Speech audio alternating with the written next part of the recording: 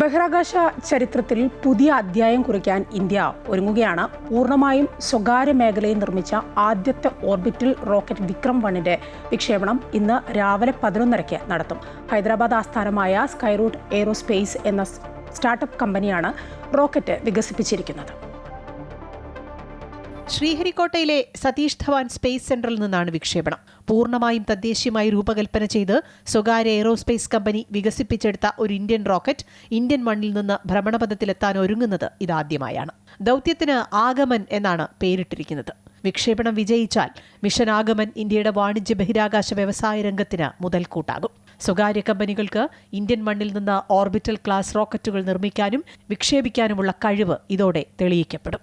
ഏകദേശം 20 മീറ്ററിലധികം ഉയരമുള്ള വിക്രം 1ന് ഉപഗ്രഹങ്ങളെ ഭൂമിയിൽ നിന്നും 450 കിലോമീറ്റർ ഉയരത്തിലുള്ള ലോവർ എർത്ത് ഓർബിറ്റിൽ എത്തിക്കാൻ സാധിക്കും. 350 കിലോഗ്രാം വരെയുള്ള ചെറിയ ഉപഗ്രഹങ്ങളെ ഭ്രമണപഥത്തിലെത്തിക്കാനും ശേഷിയുണ്ട്. റോക്കറ്റിലെ ലിക്വിഡ് എഞ്ചിനുകൾ 3D പ്രിന്റ് ചെയ്തെടുത്തവയാണ്. കൂടാതെ ഭാരം കുറഞ്ഞ കാർബൺ കോമ്പോസിറ്റ് ഘടനയിലാണ് നിർമ്മാണം. ഗ്രാഹ സ്പേസ്, കോസ്മോസർവ്, ഡി-ക്യൂബ്സ് എന്നിവയുടെ വിവിധ സാങ്കേതിക വിദ്യാ പ്രദർശന പേലോഡുകളും സ്കൈറൂട്ടിന്റെ തന്നെ സ്കോപ്പ് പേലോഡും റോക്കറ്റ് വഹിക്കും.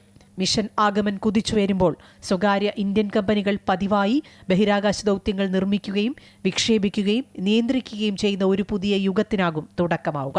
ഹൈദരാബാദ് ആസ്ഥാനമായ സ്കൈറൂട്ട് എയ്റോസ്പേസ് എന്ന സ്റ്റാർട്ടപ്പ് കമ്പനിയാണ് വിക്രം 1 വികസിപ്പിച്ചത്. മുൻ ISRO ശാസ്ത്രജ്ഞരായ പവൻകുമാർ ചന്ദയും നാഗ്ഭരത് ദാക്കയും ചേർന്ന് 2018 സ്കൈറൂട്ട് എയ്റോസ്പേസ് സ്ഥാപിച്ചത്. News desk, Amrita TV.